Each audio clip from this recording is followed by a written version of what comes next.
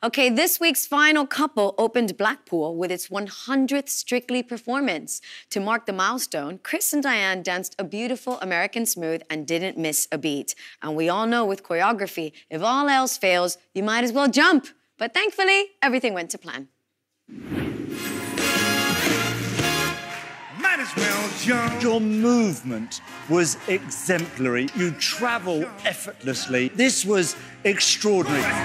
Your arm extensions could do with some finesse. You need to work on the shoulder. But your frame, I have to say, has improved beyond compare. With this dance, you made such a huge, huge statement. Thank you. Give it up for Chris and Dianne. Chris, that was such a beautiful dance. You received your first tens with it as well. I mean, what was the most lasting memory of that for you? First tens, I reckon I could have beat Vito at that time challenge as well. Yeah. His reaction when you told him the result, it was like somebody on Antiques Road Trip when they get told it's worth 300 quid and they have to act happy.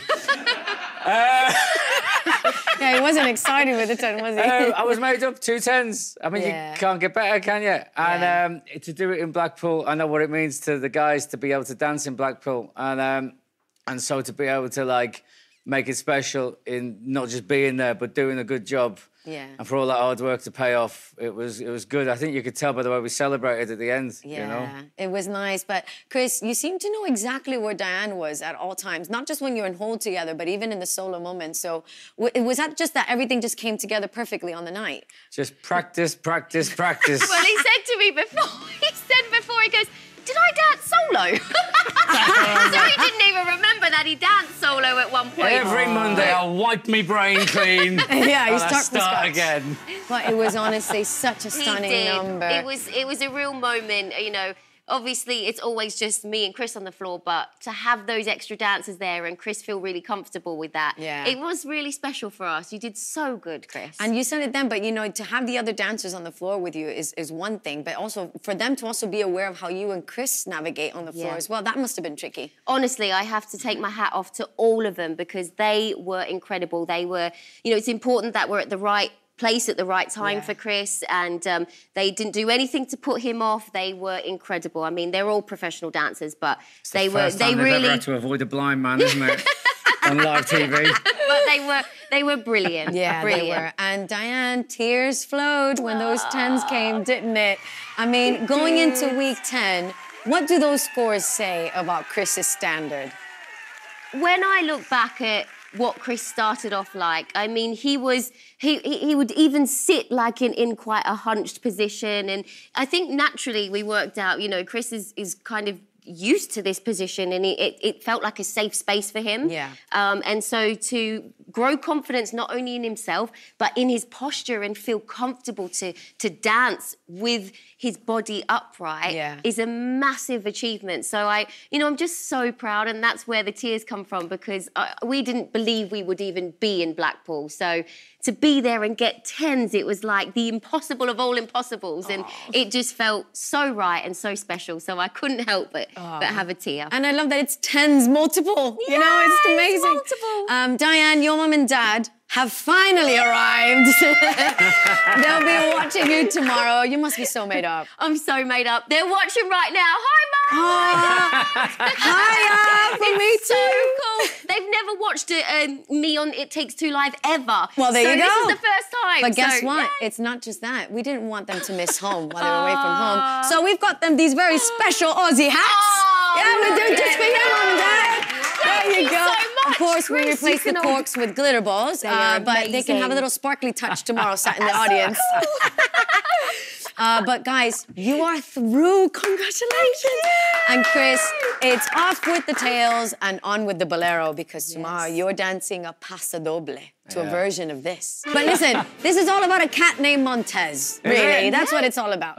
Unless you're a contortionist, the paso doble shape is very, very difficult to achieve. So how's that been? Has that been an uncomfortable experience for you? This has been the hardest one, if I'm honest, to get and to understand. And honestly, it's taken 2 days for me to even understand the positions. I'm meant to be, and it's so unnatural. It doesn't relate to any of the others really in what's expected, and the positions and the posture. It's so bent and stretched. And at first, she was teaching me. I was like, Are you sure you've learned this right? Because it just felt so wrong, and I've got no read on it. You know, like I knew we'd done a good job on that American Smooth at the end.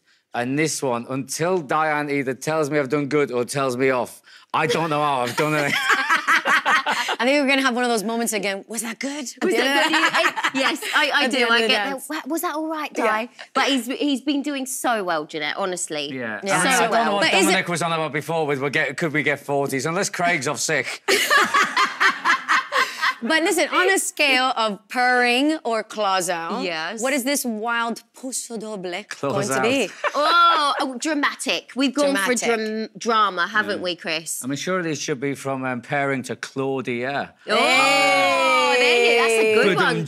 Lovely, Chris. We'll come to you for the script for next week.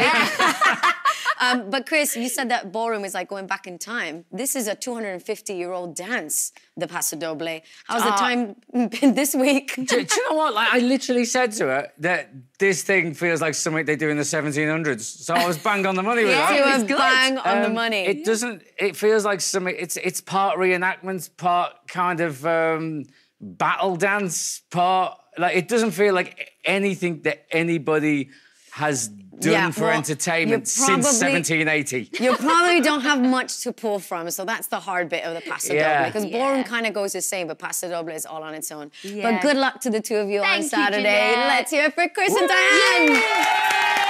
That's nearly all for this week. Thanks to all my guests tonight. Fleur's back on Monday, chatting exclusively with the next couple to leave the competition. And you can watch every move tomorrow night with Tess and Claude at 7:05 on BBC One. But right now, performing his hit track, Sunshine Part 1 from his debut album, Common People, it's James Smith.